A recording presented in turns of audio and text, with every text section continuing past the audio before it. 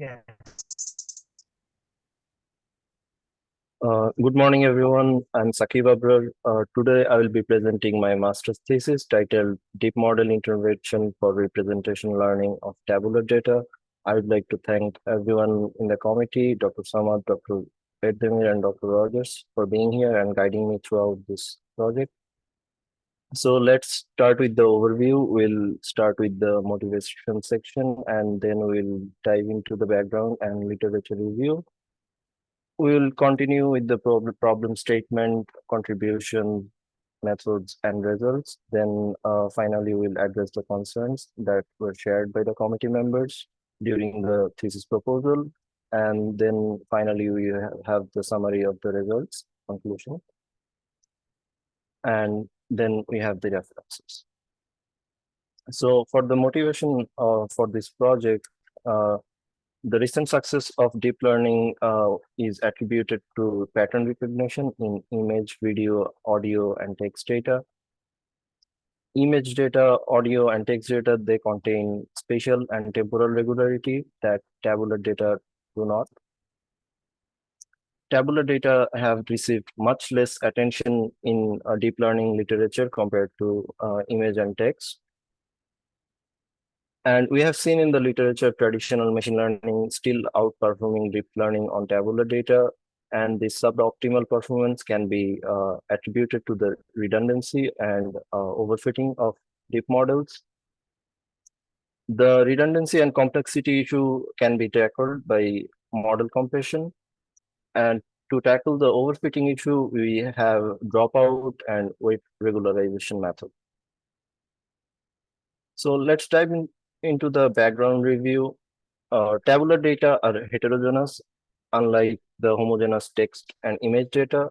Here, by homogeneous, we mean that if for example, in an image, all the pixels will have values from 0 to 255, where in tabular data, you have categorical data, ordinal data, and numerical data. For example, in the table, you can see we have the categorical data type where we have different types of cars, SUV, sedan, and others. And then we have the mileage, which is numerical, and the rank is 1, 2, 3 is the ordinal variable.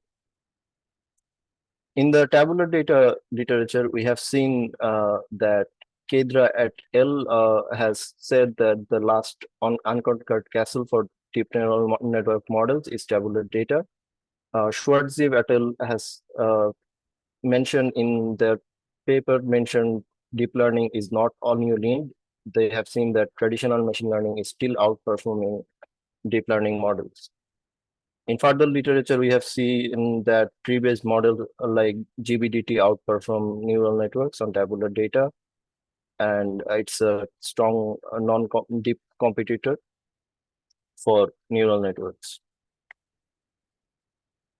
So we have collected 100 most downloaded tabular dataset from the UCI machine learning repository and created a comparison between the image dataset and the tabular dataset. As we have already discussed about the homogeneity of image dataset, where tabular data are heterogeneous. Image data also has spatial regularity, and tabular data do not. And also for image data, you have a very large sample size. We have seen in average image data sets have more than 50,000 samples, where the data set we have seen in UCI, the median size is very small, around 660 samples. And in the literature, you see that the image data set has benchmark data set like Cypher and MNIST, and every literature, most of the literature for image dataset will contain results for Cypher and MNIST. And for tabular data, there is no such benchmark dataset. The dimensionality of the tabular and image data are also very different. Image data sets are very contains very high dimensionality, more than 1000, where tabular data can have very low features like 18 is the median value we have found. And image data set, deep learning models like CNN has been dominating in image data set for a long time now. And in tabular dataset, deep learning is not that successful. We see traditional machine learning still doing very well there. And there are some special techniques in image data like uh, transfer learning or image augmentation that can be applied to image data, which we cannot in tabular dataset. In that case, it's very different. And the research and application of image data set in computer vision, where tabular data research is called data analytics. So let's discuss the challenges we have in deep learning. The first challenge is the redundancy or the complexity issue.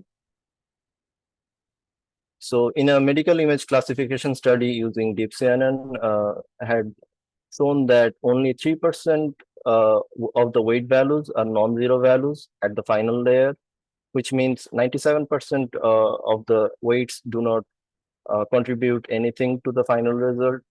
Moreover, we see that deep learning models are very computationally expensive. They are power hungry.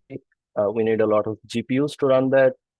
We also see suboptimal real-time performance, but they need a lot of time to train.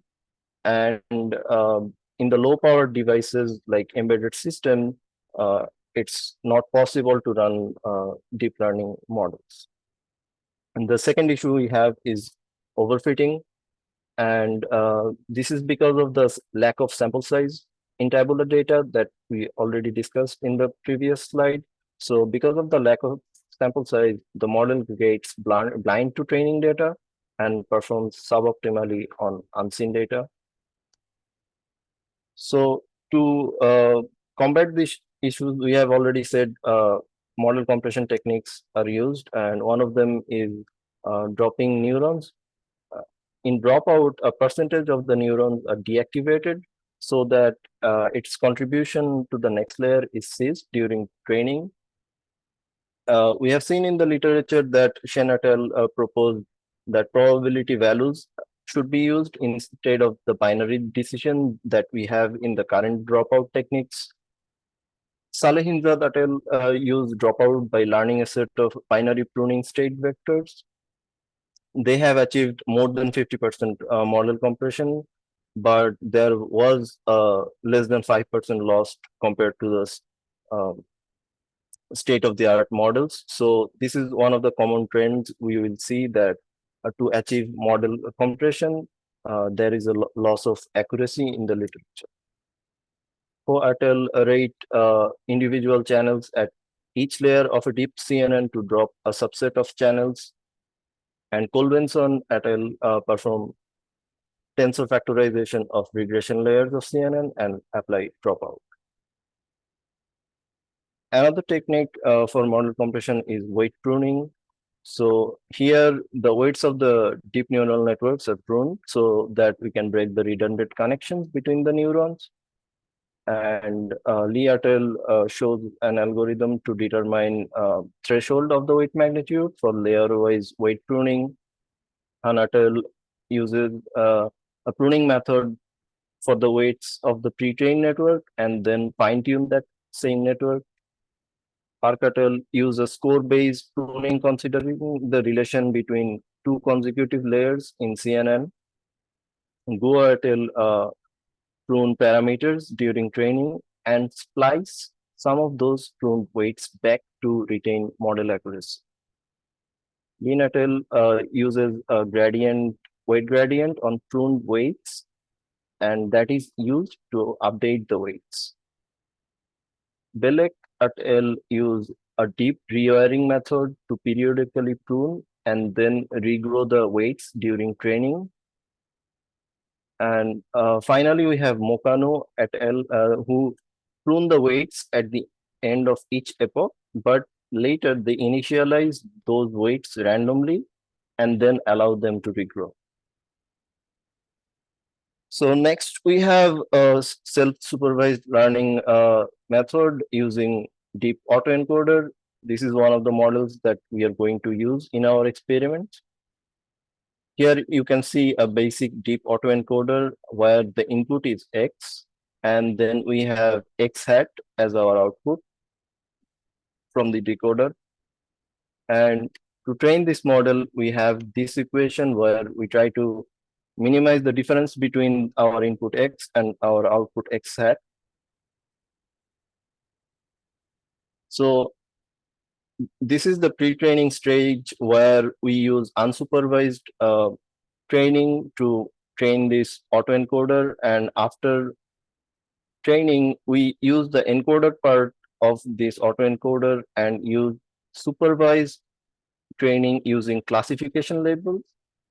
And to do that, we add a classification layer, and this step of training is called fine tuning, and this model can be used for classification tasks. Similarly, we have another autoencoder that is called stacked autoencoder. The difference between a basic autoencoder and a stacked autoencoder is mainly during the pre-training stage. The initial pre-training is called the layer-wise greedy pre-training, and here we'll take three autoencoders, and we will train the first autoencoder using our input X, and then the output of this encoder will be used in the next autoencoder where it will be used as an input, and then the output of this autoencoder will be used as input for the next autoencoder, and then we will combine these three autoencoders and we will discard the decoder part, and then we will also add a classification layer, and similarly to the previous basic autoencoder, we will do supervised classification using classification labels. We will do supervised fine tuning. Let's talk about model regularization methods. So how dropout works, and neurons are dropped out in model regularization. So in dropout, neurons are selected randomly and they are ignored during training so that their contribution to the next layer are temporarily removed on forward pass, and any weight updates are not applied to the neuron on backward pass. So the target here is that uh, so so that the model does not depend upon any neuron, and we can achieve some better results using dropout. So here you have an example of a neural network model. In the hidden layer, we will select the red neuron to drop it out, and any connection to this neuron will be dropped, and we will have in the forward pass and in the backward pass, there will be no effect for this neuron, and this process will be continued in each training approach. Next, we have the weight regularization method. We have L1 regularization, which is also known as lasso regularization. This is the loss function of the L1 regularization method. We have the MSE mean squared error for our where we take the difference between the y and y hat, and we also have the penalty term. This lambda value determines the threshold or the importance of the regularization, and we have the L1 norm. So this is the L1 norm equation where we take the sum of the absolute values of the weight, and you can see this is our sum of the squared residual, and this is our penalty term. Similarly, for L2 regularization, we have similar loss function, but here we have the L2 norm. L2 regularization is also known as ridge regularization, and here in the penalty term, we will take the sum of the squared values of the weights, and we will take the square root of these values. So one of the differences between L1 and L2 regularization is that in L1 regularization, we will have sparse model. So this penalty term will force the weights to be zero, and we will have a model that where effectively a lot of the neurons will be zeroed out and the model will be compressed. But in L2 regularization, the values of the weights don't completely reach zero. They will be very close to zero. And so it will reduce the extreme values while minimizing the loss function, where in L1 regularization, we will have a sparse model to combat overfitting. So let's talk about the problem statement. As we discussed earlier, heterogeneous data are unlike homogeneous data in tabular data, where homogeneous image data are different. And there is complexity and redundancy in deep models, and that because of that, we need more power and expensive hardwares.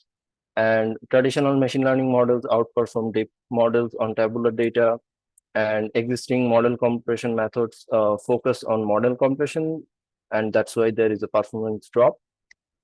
So for our contribution, we are proposing a novel weight perturbation algorithm where we will periodically perform weight pruning and regrowing at the pre-training stage. And the perturbation algorithm will try to achieve model compression and also improve the representation and accuracy. And weight perturbation will be compared against dropout and regularization methods like L1 and L2 regularization. And we will also try to improve the weight perturbation to improve the deep learning performance of tabular data. So here we will explain our novel weight perturbation algorithm. Let's focus on these two tables where we can see the weights values and the mass values. So in the mask value, any values that are zero, for that the weights will be converted to zero, and that means they will have no contribution to the result. And for the one value, the weight will stay the same. And to decide how which weights we are going to target, we have this equation where we have a tau value that will decide which threshold we are going to use for the weight magnitude. Tau value can be 5% to 50%, anything. So we will use 5% for our tau value, and we will also show ablation studies why we have chosen 5%. And using this tau value, the maximum 5% of the weights and also the minimum 5% of the weights will be masked and converted to zero. So when we start the training in the step one, we will initialize the weights as we do in our pre-training, and then we will continue training for each epoch. And we have this perturbation interval, which is n. Every 30 epoch, we are going to check if we have reached 30 epoch, and if we haven't, we will continue training. But if we reach 30 epoch, we will take all the weights in that stage, which is WT, and we will generate in the step 5 this binary mask that we have shown in this table. And any mask applied previously will also be stored and added. That means any weights that were converted to zero in the previous steps will be converted to zero again in step 6, where we combine the two masks, and this mask empty is applied to our weight. So any weights that if following the mask, any weights in the WT will be converted to zero, and then this new we will get the new W prime T, and this is it will be used in our further training, and we will continue the training this way. And every 30 epochs, for like 30, 60, 90 epoch, this weight will be masked, and then they will be allowed to regrow as we have seen. So the research course questions we are posing here are, does our weight perturbation algorithm during training improve the classification performance? Does the pre-training of the deep models improve classification performance? Does deep learning of tabular data outperform traditional machine learning? And can we also compress the deep models without affecting the classification performance? And to solve these research questions, the experiment we are going to do is we have the baseline regularization methods, and we have no perturbation where we don't use any regularization or any perturbation methods. Then we have our pre-trained model using L1 weight regularization. We have our pre-trained model with L2 regularization. Then we also have pre-trained model with dropout learning. We will compare our proposed method with all of these. And we also have three different models. We have a basic deep neural network where there will be no pre-training or fine-tuning, only training. And for the deep basic autoencoder, we will use pre-training, and for the deep stacked autoencoder, we will also use pre-training. And then, as we have said earlier, we also will also compare with traditional machine learning like gradient boosting tree to show if our model performs better than traditional machine learning. And finally, we will have some ablation studies that will address some of the concerns. To implement our model, we have used a fixed three hidden layer with 256, 128, and 64 neurons with rectified linear unit, also known as ReLU. So the reason for keeping the neurons same for all experiments is to have a consistent uh, performance and better comparison, a fair comparison with all the methods and the models. We have activation function, sigmoid for binary classification, and softmax for multi-class classification. We have Adam optimizer with 0.001 learning rate. For the reconstruction loss in the pre-training stage, we have the mean squared error. We have cross entropy loss in the fine-tuning stage for classification error. We use a five-fold cross-validation method where we use the four folds to train our model, and then the fifth fold is used for testing the model. And then finally, we use 100 epochs for pre-training and 100 epochs for fine-tuning, and F1 score is reported for all these experiments that we'll see in the result section. And for this experiment, we have chosen 6 data set. These are all tabular data from different domains. We have the first 2 data set, Arsin and Gene, which have very high dimensionality. And Gene has multi-class classification with 5 classes. And then we also have a higher sample size compared to Arsin and Gene in GZ dataset and malware dataset. And in Madelon dataset is a synthetic dataset. So let's look at the results. And so in the first figure, we can see the pre-training loss for the number of epochs for no perturbation and our perturbation method, and also the green line represents the dropout method. So in the blue line and the yellow line, you will see no difference here, which means you can't see the effect of perturbation in this loss curve because we have chosen to only mask out only 5% of the low and high weights. To see the effect of perturbation clearly in the loss function, we show here that we also perturb 5% along with 20% perturbation that is represented by the green dotted line here. As you know, we have perturbed the model during 30, 60, and 90 epoch.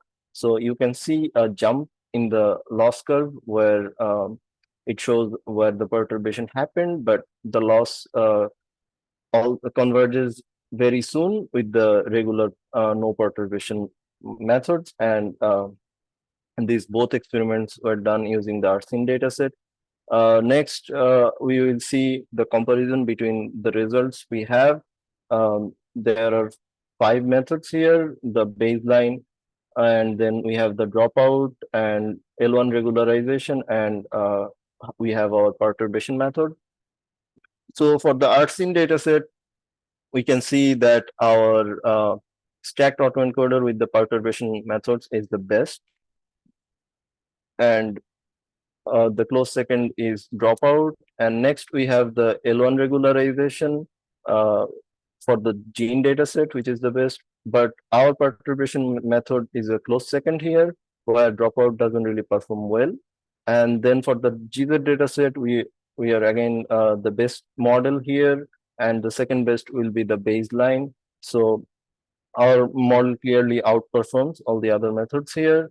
And here for the Madelon dataset, we have Dropout performing the best. And then for the Parkinson dataset also, we have Dropout performing the best. But we can see that our perturbation method is a close second here. And then for the Maloid dataset, our perturbation model is the best model.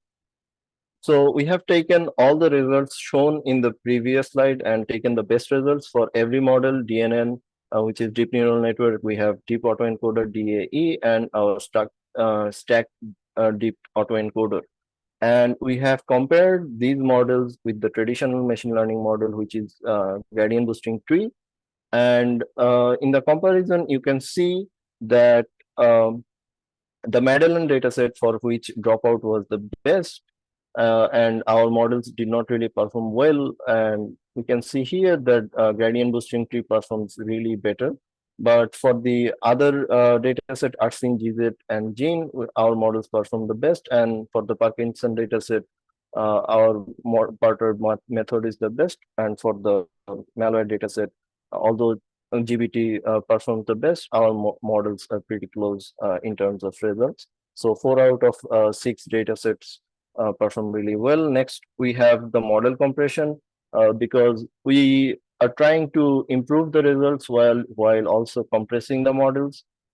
In the first section, you can see the Arsine dataset, where we have 3 methods of no compression and pruning, and also which is where we don't allow the weights to grow after masking the weights to 0. And then we have our proposed method where we allow the weights to regrow.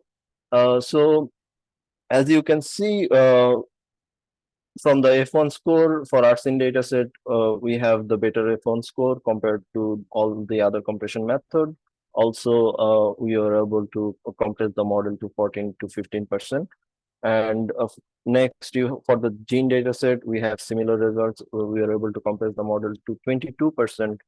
And finally, if you see the GZ and Madelon, where our perturbed model is still the best, but for Parkinson, our model is not the best compared to the baseline model, where we perform no perturbation, but it's pretty close, only a 0.19 difference. And this is our highest compression that we were able to achieve, 41% model compression. So to show the model compression differences here, and we are going to discuss how the model compression works over 1,000 epochs. And first we have the Arsine dataset, where you see the graph between the percentage of weights perturbed and the number of perturbation that we have done.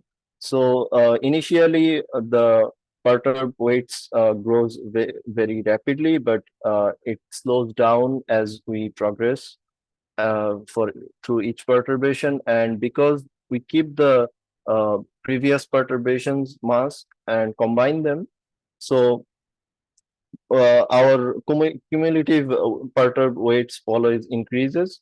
And if we do the perturbation for 1,000 epochs, we are able to achieve 55% compression for Gene dataset here, although our models are mainly, the comparison models are restricted to 100 epochs normally. And then we are going to discuss the effects of tau, the weight threshold for perturbation. If you look at the equation we had earlier for our perturbation algorithm, where we use the value of tau to decide how much weight we are going to perturb, so which we have decided to be 5%.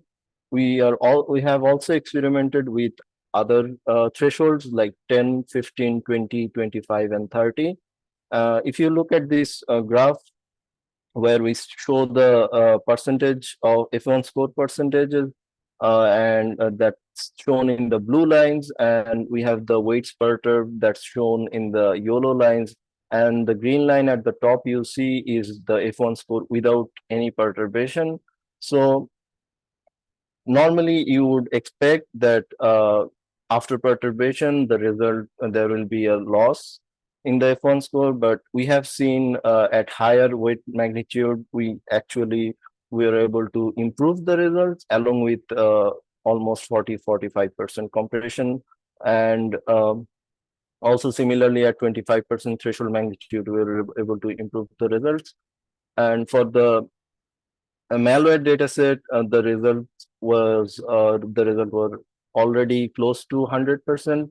So there was no improvement in terms of the F1 score, but you can see throughout different threshold of weight magnitude, we are able to compress the model to almost 70% through different weight magnitude. But for the overall result, we found 5% weight magnitude threshold gives us the best results.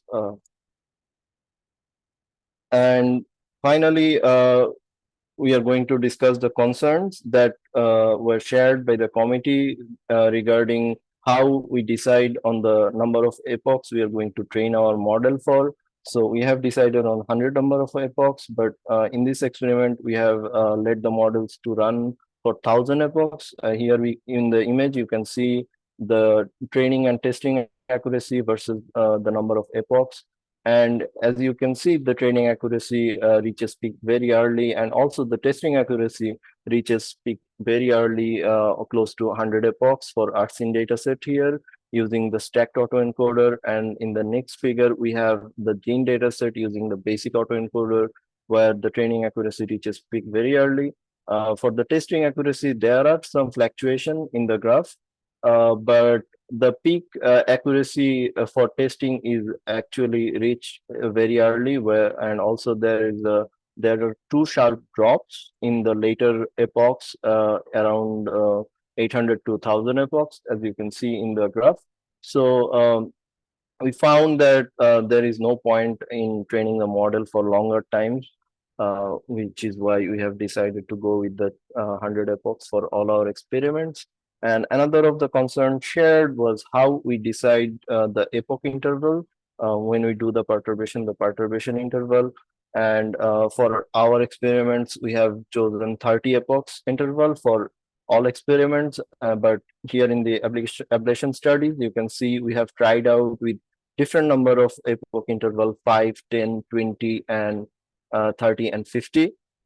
And on the left side, you have the accuracies, and on the bottom, you have the number of epochs we have trained this model for 1,000 epochs. So from the figure, you can see the red line represents the 30 epoch interval, which we have chosen for our experiments, gives us the best results. For the Arsin dataset and for the malware dataset, there are a lot of fluctuations, but you can clearly see the red line for 30 epochs gives us the highest accuracy. So we have decided to go with that for our experiment. And finally, so to summarize the result section, perturbation method of pre-trained DNN are outperformed dropout or regularization in 4 out of 6 dataset. We are able to also beat traditional machine learning method like GBDT in 4 out of 6 dataset. There was one concern with the Medallon dataset where we had uncorrelated variables to so note here that Medallon dataset was a synthetically generated dataset where the variables had no correlation, and traditional machine learning was far superior, where we got 81% F1 score, which was far superior to the 64% score we got from our deep learning methods. And we were not able to improve the basic DNN performance because it has no pre-training, and dropout was more successful in this case. And we were able to achieve 15% to 40% model compression throughout different data sets. And so to conclude this project and thesis and presentation, we have image and text dataset that have been focused on the literature, where we are focusing on tabular data. Instead of using random dropout, we are using deterministic weighting intervention. Instead of pruning the weight and not letting them regrow, we allow the weights to regrow after pruning. And instead of just training for classification, we use unsupervised pre-training and then supervised fine-tuning.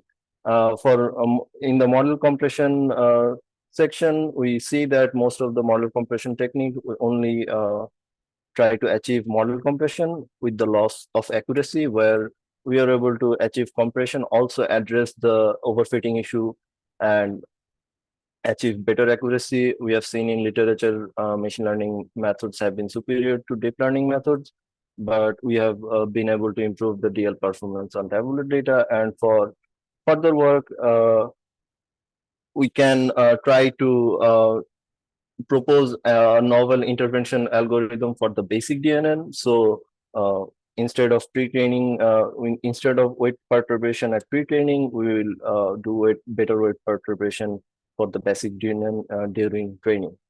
So we were able to publish our work in neural networks, and the paper was titled Perturbation of Deep Autoencoder Weights for Model Compression and Classification of Tabular Data.